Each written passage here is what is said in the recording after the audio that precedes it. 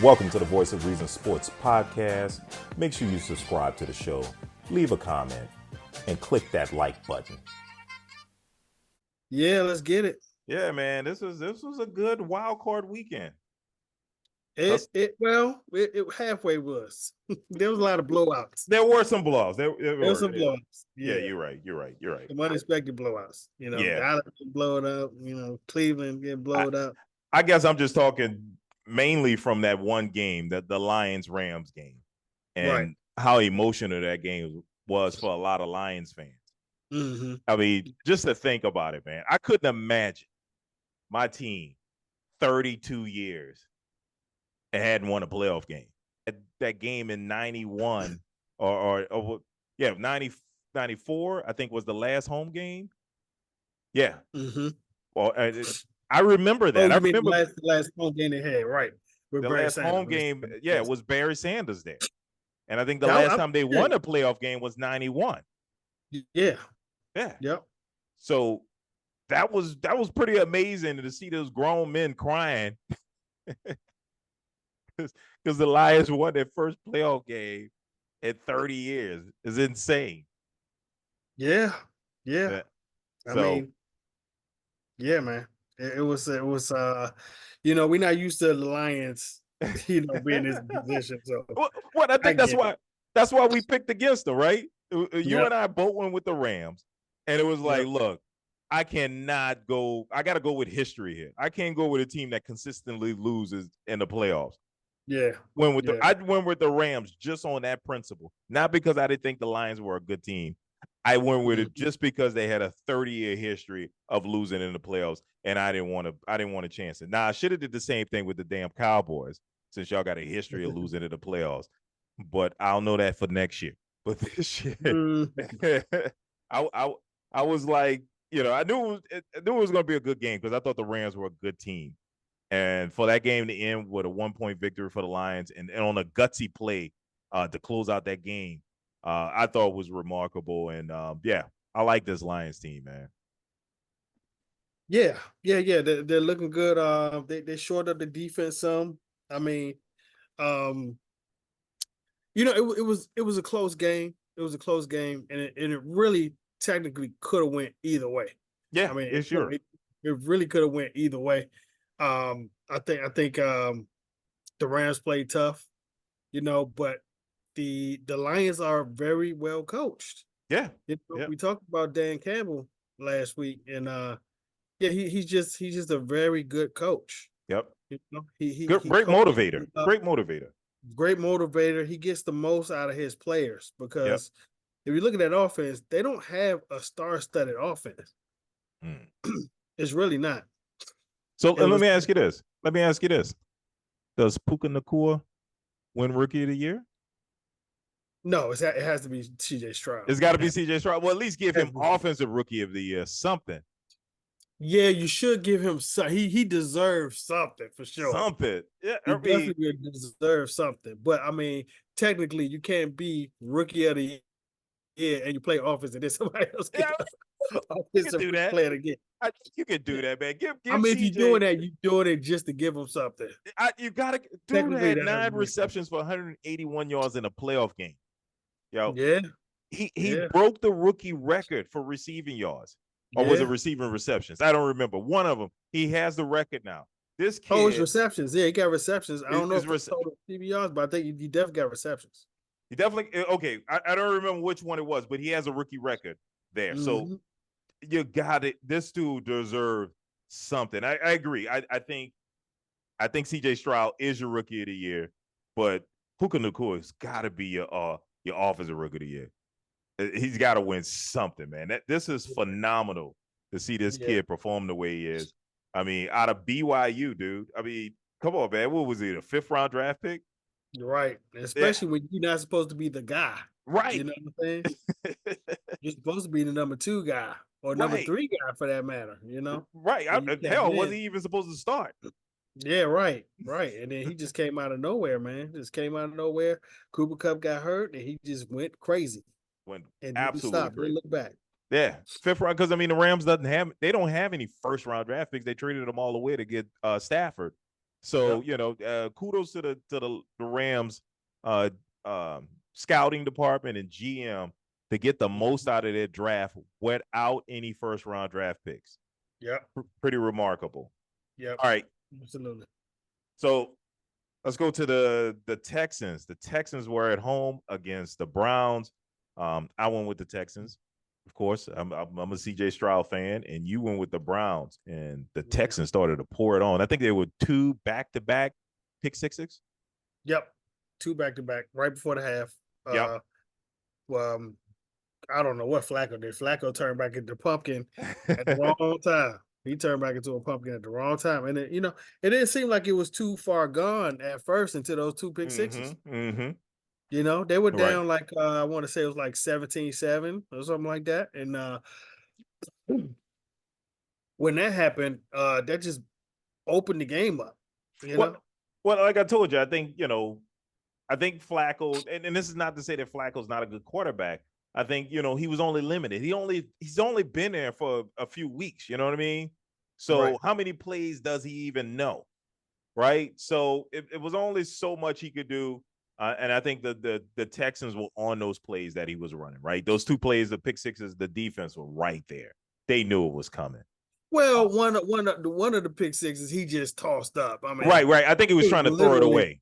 Yeah, he just literally just tossed it up. I mean, he had pressure in the pocket. Instead of just taking the sack, he knew he had one guy 1-on-1 out there on that receiver out there with the receiver corner. So he just tossed it up. The receiver didn't see the ball at all. So he kept running. The guy turned around. He saw it. Yeah. Caught it like a punt and then just took it down the sideline, yo. But that second one, that linebacker came up on it and just took that joint. Oh, yeah. Yeah. So, that was a great game. It was good. Here's another team, man, that's going through years of losing, whether it was regular season or in the playoffs, to have some success in the playoffs in a blowout fashion the way they did, and the up and coming player in CJ Stroud. This was a good game, a feel-good game to see, just like the Lions game. So, yeah, I mean, there's a lot of people rooting for the Houston Texans right now. So, them and the Lions are, the Cinderellas right now, quote unquote. The people are trying to get behind the root for. Yeah, and I'm eager to see the Texans against the Ravens. So, we'll see how that's going to shape out. All right. Here's the game that I didn't see: the Chiefs versus the Dolphins. I went with the Dolphins. I made a bold pick, a stupid bold pick, and you went with the Chiefs, and the Chiefs blew out the Dolphins 26-7 in the cold. I should have known that the Dolphins were going to freeze up. No pun intended. Yeah, about to say literally, right? They went to the cold weather. I mean, we talk about them on the road. Yep. We seen what they did all season on the road. And then you're going into inclement weather. I mean, there was minus 15 degrees. Yeah. Everything said Chiefs. Because of that, I just didn't think the Chiefs offense was going to hold up. But the Chiefs, I mean, Patrick Mahomes was great. I was foolish for picking against him. Yeah, I mean, the main thing is that they were in no danger because Miami could put no pressure on. They couldn't score any points. So he's very comfortable because I know he felt just like me felt watching the game that Miami could not move the ball. Right. They could not move the ball. I mean, and if you can't score points, you're not going to win games in this league. Nope. They like to say defense win championship, but hey, you can't win with 0 points. Yeah, I mean, defense won championships in the 80s and the 90s. Yeah, they ain't winning championships in the 2000s. I mean, this is a league. I don't want to just say this is a league. I want to say football in general, from Pop Warner, high school, college to the pros. This league everything has been influenced by the Madden football games, the video games. This is the video game era. You can tell by the play calling that these guys are doing, going for it on 4th down, the aggressive nature of it. I think it's all influenced by video games, man. Man, it had to be a record amount of 4th downs gone for this year. It had to be a record. Yeah. Every time it's 4th down and 2. Yeah. They were just going for it every time. Even though it's 0-0, and they down on the 2-yard line, you know. Yeah, Oh, let's go for it on fourth. right. It goes beyond conventional wisdom from the 90s, right? Yep. 4th and 2, punt team, field goal, whatever. But you look back at it, it made more sense to just go for it. Like I can remember playing Madden. I was like, I always had my go-to play on 4th and 1 or 4th and 2 that I knew no one could stop. Mm-hmm. You know what I Yep. mean? So yeah, I think a lot of what we're seeing, the Kyle Shanahan's, the Sean McVays, the Mike McDaniels, all these guys are heavily influenced by their video game they playing days. I could Yeah, be man. making that These up. are younger. These are younger coaches with they're innovating offense And the way aggressive. it should be. Yeah, Yes. very Yeah. aggressive. Passing. A lot of passing. Yep. With some runs sprinkled in there. Yep. And they're doing a lot of motion, a lot of preset motion, Yeah. and that's what I hate about McCarthy's offense. It don't have enough. Right. For me, it don't have enough for me. So yeah. But what I love the misdirection. I love the run plays, the jet sweeps to the running Yep. to the receivers. I mean, Yep. that's how you keep a defense off balance. Yep. You keep them going, you keep them looking, force them to keep their head on a swivel. Have a Yep. quarterback that can run the ball, that can run read up pass options. Those things keep defenses on their toes. And when you don't do enough of that, you constantly out of the I formation like we in the 1960s with Jim Brown or somebody. That's easy for a defense to stop. So I don't know. Yeah, but they held they held Tariq Hill to 62 yards, Yeah. and they couldn't get nothing going. Mostar had 33 yards rushing. Miami just couldn't do anything. They clamped Yeah. them down. And as soon as I heard 15 degrees Yeah. below zero, I said, Yeah. "Oh no, Miami's Yeah. about to lose this one." But see, that tells you how important that game was against the Bills at the end of the season. They Yes, needed that game to play at they home. needed it. They Yes, needed that. They should have went all out. absolutely, Yeah. absolutely. But once again, and that game was at home. You know Yeah. what I'm saying? That was a Yeah. home game. That was a home game. You needed to win that game. So speaking of the Bills were at home. Game had to be moved. The game was originally scheduled for Sunday and was played Monday. Bills at home against the Steelers. We both went with the Bills, and Mason Rudolph and the Steelers. Mason Rudolph in particular, he turned back into a pumpkin. Turn back into a pumpkin. Yeah. I think all the talk about him being the guy for next season is over, because I mean that was not a good performance by him. Yeah, I mean, it had to happen eventually. You know what I'm saying? Normally quarterbacks, when you've seen them, they've been in the league for a few years, see him turn the corner like he did the last few weeks and start playing the way he has. But they were just outmatched. No, that's just all to it. They were just outmatched. Could not move the ball as effectively as they needed to. They were down 21-7 in the first half, and then you kick a field goal in the third. It's just not good enough. Right. Not against a Bills team. Yeah, and I mean, look, comparing him to Josh Allen or some of these other quarterbacks out there, there's nothing special.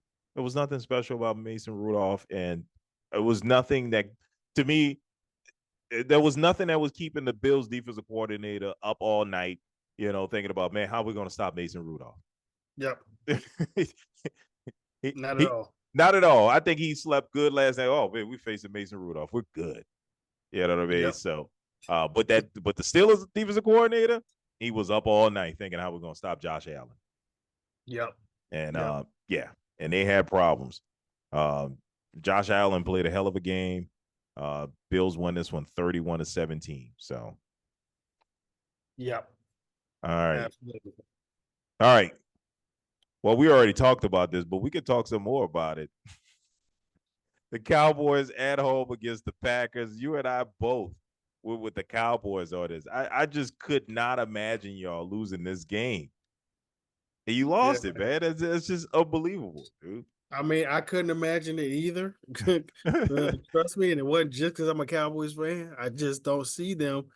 I mean, you won 16 games straight at home. You averaged 40 points in those games.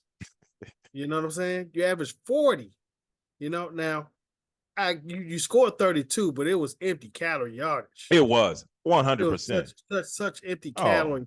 When people like Rex Ryan sit there on his show talk about you don't blame Dak. You can't blame Dak on this was the defense. The defense was terrible. Are you kidding me?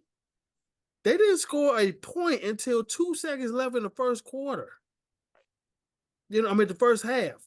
So that the scoring points is the quarterback.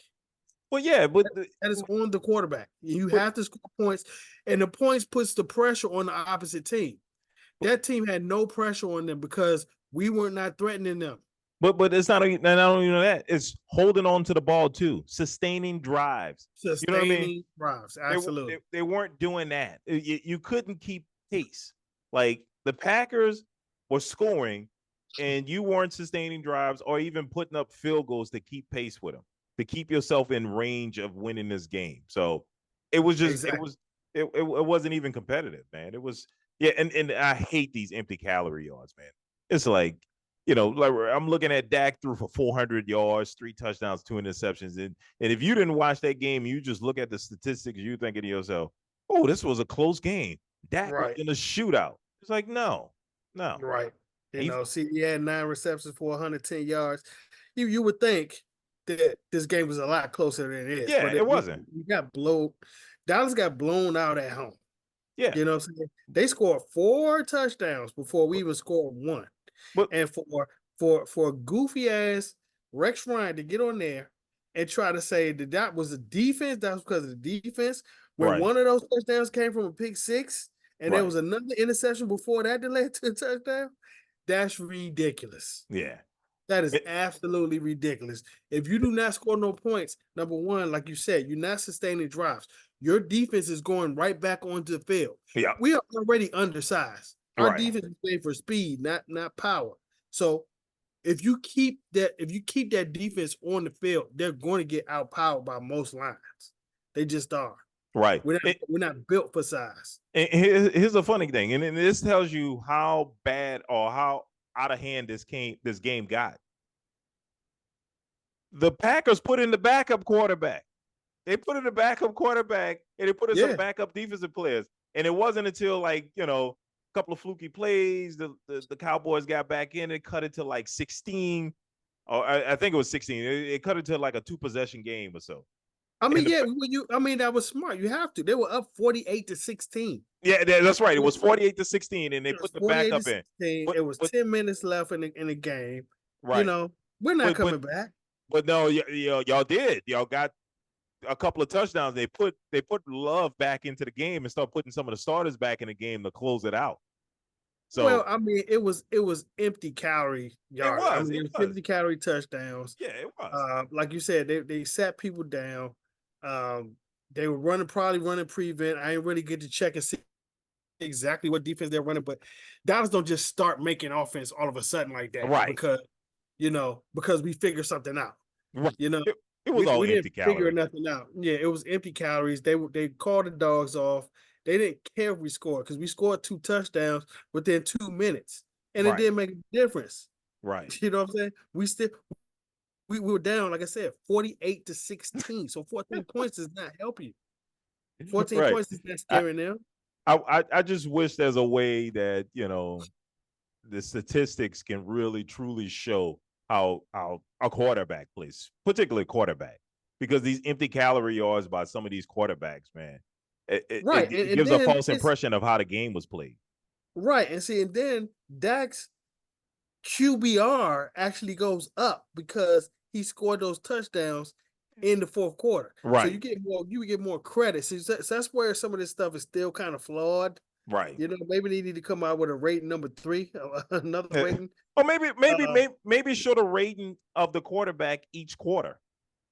Maybe the QBR each quarter, and that'll show you. Okay, so they QBR, do. They keep track of the QBR each quarter. They do keep track of it. But show it. Talk about it. His QBR in the fourth quarter was probably perfect. You know what I mean? But the first 3 quarters, it was probably terrible.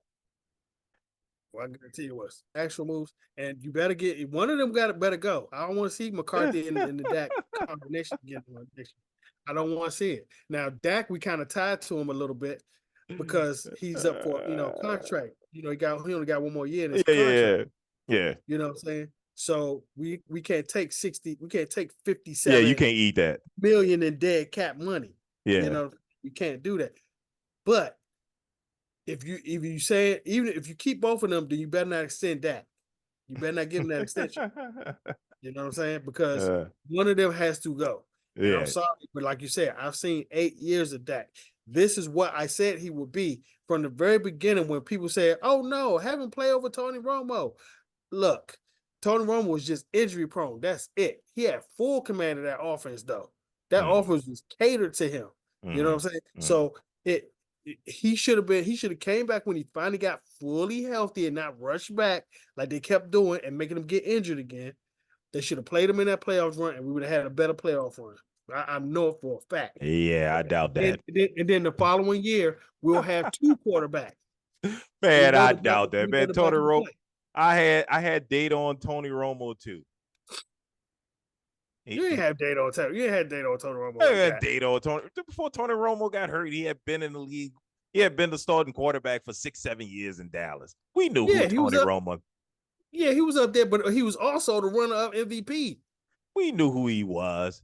No, you didn't, because you didn't never thought he would be the runner-up MVP. You ain't I knew he never was going to the NFC Championship game. Why? Because he never did. Okay, Mr. Hindsight, you knew back then when he was a run-up MVP that he was never going to make it to the NFC Championship.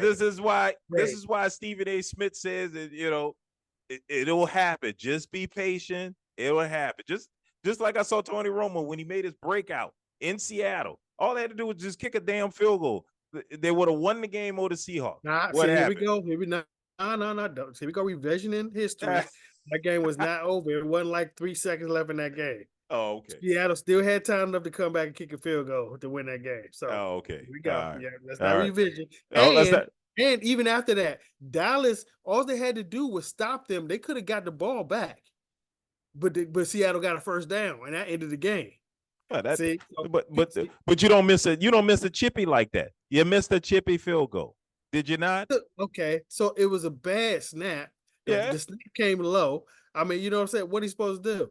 He wasn't even he was well. I guess he was the director. He was the holder. That's why it came out right. He was the holder before that, before he came over. But it was a low snap. I mean, you know what I'm saying? So he tried to get it up. The kicker didn't kick it when he tried to get the ball back up. So he took off.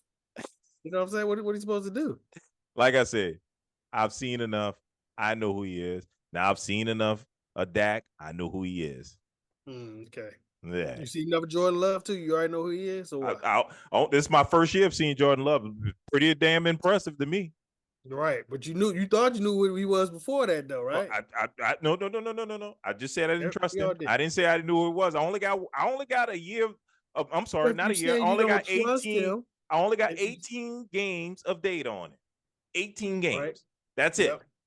I wasn't ready to throw him away. I'm not ready to throw him. I just said I didn't trust him just yet. I didn't think he had enough season in him. I wanted to give him another year. But it looked like he got it together now. Well, I like these young studs that's out there. So now is he good or bad? You trust him now? Well, let's not put it on the record. Don't ride the fence. You know what I'm saying? Is he good? I did a little bit more. I don't have enough data. I got 18 games. Okay. All right. 18 games. That make no superlatives. He's there now. He got it together. So far, so good. So far, so good. Put it that way. So far, he's peaking at the right time. It might continue. It's a good start. It might. Yeah, it might. Very well might. We don't know what his ceiling is. Anything might happen. It took Peyton Manning 9 years to win a Super Bowl. Well, he had plenty of playoff wins, and he was doing well. He was losing the AFC Championship game to the New England Patriots. It wasn't every season, and actually, he was below 500. But he had a lot of good playoff runs. He would make it to the AFC. He was below 500. He lost to the Steelers. He lost to the Patriots. He had some good runs. But he was below 500 in the playoffs. But we knew eventually he would win a Super Bowl. We knew that. We knew. Here we go with the hindsight again. Yeah, we knew it. I knew it. After 9 years, and he was below 500 in the playoffs. We knew that he would eventually win one. Okay. get to the championship game. Get to the AFC championship game. That to me, that's impressive. If you just get into the wild cards and losing, he did that too. He lost in the wild card too. Yeah, he didn't just go to AFC championship every year. But you said 9 seasons to win the Super Bowl. 9 seasons of not winning the Super Bowl or not winning any playoff games. The Super Bowl. Okay, well, yeah, it's hard to win the Super Bowl. Right, but in those 9 years before he won, he lost more games than he won. All right. So what do we talk about? So Dak Prescott is Peyton Manning. Is that what you said? Oh no, I'm sorry, Tony Romo just as good as Peyton Manning. Is that what you're saying? Where do we even get that from? I don't know. I mean, I'm trying to get. I'm trying to get your point. Romo. No, I'm trying to get your point. What's your point? You said that we know about Dak. You got enough data on him. We got enough data. It's been 8 years. No, and it's been 8 years. Yeah, but that's enough. But Peyton, it was 8 years. Okay, and he said it was 9. He was like, it was 9. It took him 9. So he had 8 years where he didn't win. And he had all these disappointing losses. You talk about winning the Super Bowl or win regular season games and playoffs games? Super Bowl is what the goal is for everybody. Yeah, but not everybody wins the Super Bowl. It's 32 but it wasn't like he was getting to the Super. It wasn't like he was getting to the Super Bowl. He was going out first and second round, just like he was getting to the AFC Championship game. He was getting to the AFC Championship. Yes, he was getting there. Yes. I think he got there. I would say before they won the Super Bowl, those 8 years, I think they got to the AFC Championship game. Was it 2 or 3 times? Because I know they would get there and face New England. I know they faced New England one year, and I know they faced the Steelers another year. And I think there was a 3rd time with New England. Mm-hmm. So he kept losing to New England. He kept losing to New England. So look, don't compare. Look, I just don't see how you think that he lose 8 years. He lose 8 years because basically what he was doing was losing for 8 years. And then you say, oh, but we knew he was going to win one eventually. But Dak lose for 8 years. And we say, oh, well, we already got data enough on him. But Dak is losing in the wild card game, man. He also lost in the next round too. It ain't just the wild card. He only been to the second round, what, twice? Twice. Okay. We're not getting it twice. We're gonna have to agree to disagree on this subject. I don't see your comparison. No, I'm just saying, Mr. Hindsight coming up here talking about, oh, we knew that Peyton Manning because it's after the fact and that he was going to win one. But Dak, we don't know. We already got data on him. So this is not hindsight. If I'd have known very much hindsight. It's so much hindsight. No. I could tell you. I knew eventually that guy was going to win the Super Bowl. Oh my God. I could say it. I knew it. Yes. Can we go to the next slide? Because it's ridiculous. I hate when people know I can't go back and pull the tapes. Well, you can't. You can't pull the tape. Exactly. Yeah. But I felt strongly about Peyton Manning. Yes. I didn't feel that strongly about his brother, but I felt strongly about Peyton. Okay. All right. Anyway. Peyton was in New Orleans when I was in New Orleans. He played high school football at Newman, so I felt pretty strongly about him. His brother also played at Newman in New Orleans. So okay. That's part of the reason. He's a homie. But like you said, you did feel as strong about his other brother, so that didn't matter. Well, because lightning couldn't strike twice. That's what I was thinking. It was like, Jesus, his little brother is just as good. I just didn't believe that. But anyway, next slide. We got one more game here, man. Stuck on the daggone Cowboys. There's enough memes and videos out there clowning y'all as it is. Yeah. Yeah. We was not just talking about the Cowboys, but go ahead. All right. Last game. Bucks at home against the Eagles. Talk about a free fall. How do you start off 10-1 and what you lose? What was it? They won 1 out of the last 7 games? Yeah. I think it was 1 out of the last, and that was against the Giants. Yeah, it was against the Giants. That's right. Oh my God. Fall I think I've ever seen where somebody didn't lose their quarterback. Right. This is the biggest fall I think I've ever seen from a team that had the MVP and the best team in football to just not winning again, but one time against the Giants team. Right. And losing games to didn't they lose to the Cardinals or somebody? Yeah, the last 2 losses was the Cardinals and the Giants. That's pretty pathetic. And then you lose to the Bucks. And then you just wrap that up with losing to the Bucks. But And not only losing to the Bucks, dominated. blown out by the Bucks. It wasn't even competitive. Dominated. Like Absolutely dominated. So to me, once again, I don't think the Bucks are just more superior talent-wise than the Eagles. I think the coach lost the team. But I don't get, because Todd Bowles is such a bad coach. I don't respect Todd Bowles. Todd Bowles is terrible. He's a good defensive coordinator. He's a great defensive coordinator. He's a good defensive coordinator, but a head coach, he's not that good. So it's hard for me to believe that he outcoached anybody, especially this team that went to the Super Bowl last year. Right. You know what I'm saying? So what is it at that point? Because they basically had the same situation that the Cowboys did, except for they were on the road. So that gives them a little bit, better shot, but no scoring. They couldn't score points. Right. And this is a Tampa Bay defense that wasn't all that stingy this year. Right. They weren't that stingy. So once again, they can't score points until the end of the first half. That's the first touchdown they scored with 3 minutes left in the first half. Right. And it was like that defense, that Eagles defense looked bad. Oh boy. Bad. Yeah. The second half of the season, they look bad. How do you go from terrible. One of the top 10 defenses last season, top 5 defenses last season, and then you added a top 10 pick on your defensive line, and you couldn't stop a nosebleed? Like, tackling, they look terrible. There's got to be some major changes in Philadelphia after this performance. Yeah, when Bradbury missed that tackle, and the guy ran it in, the guy Johnson ran it in for a touchdown, I kind of felt like you need to stick a fork in them right there. Right. Well, to me, at that point, it's effort. And we weren't seeing the effort. Yeah. And the thing was, I was watching the game. I was like in a bar, sports bar. And, everybody kind of had the feeling that, they're hanging around and they're going to come back and win. They're going to come back and win it, But it just didn't happen. No. Like I said, they scored that touchdown before the end of the half with 3 minutes left. That made it 9-16. You're only down 7 points. Mm-hmm. The game not over. Yeah. Right? But then you go and get a safety in the third quarter.